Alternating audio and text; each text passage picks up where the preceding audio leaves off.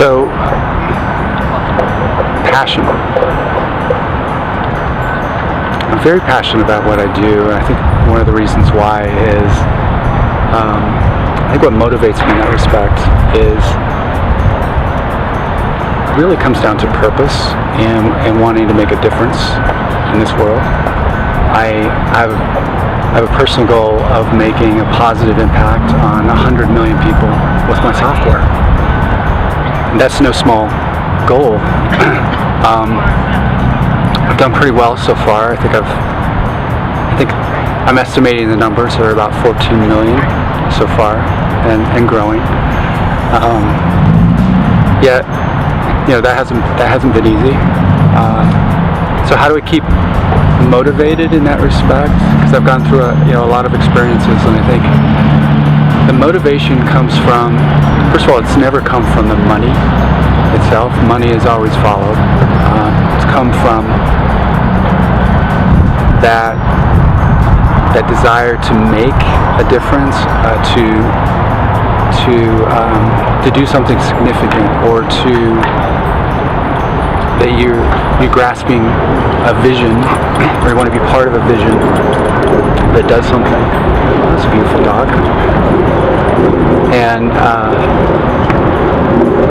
I think in this industry, what's kept me from, first of all, one of the things that I've loved about it is I've never really gotten bored with anything that I've done, in my career, because I always had the opportunity to change focus a bit, and if I had to do the same thing over and over and over again for a long period of time, that would drive me nuts.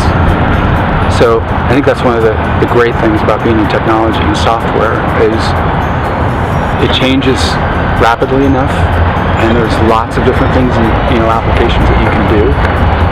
So it's certainly helped in that respect.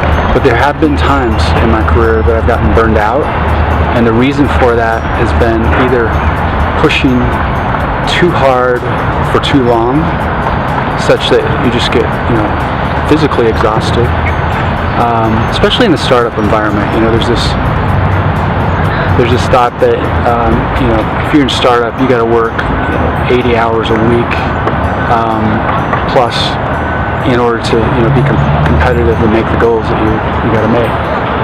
And I think in retrospect, I think there's periods of time where it makes sense to push hard, but I've also seen the price that comes from that, and the price, when people get burned out, you lose them. They lose the passion, right? They've got to do something different. So the experience and the retrospect now is really about creating something that's sustainable. In other words, keeping people engaged such that they enjoy what they're doing.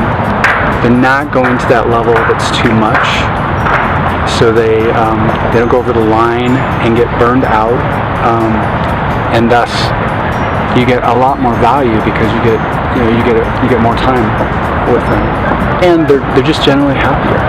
And I think another thing that goes along with that is really focusing on people's strengths. I'm really hip on strength focus, because people always do better, are more productive, and get more done if they can focus on what they're really good at. And so I spend a lot of time. I don't know if I spend a lot of time, but I feel like I've got some innate talents that allow me to understand what people are good at and actually be aware and sensitive to that. So, knowing that Joe is he's not going to be happy at doing this very long, and figuring out what can he do differently, how can he transition into this role that's going to make him happier, that's going to make the project or the company better in the long run, because he's focusing on something that he loves to do, and then figure out who else can do that role, so that we get our goals overall, that people are happy in what they're doing.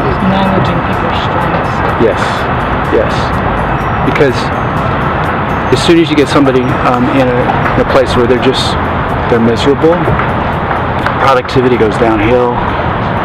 It starts affecting the morale of the overall project, and you don't get where you want to go. So I think that's a big deal.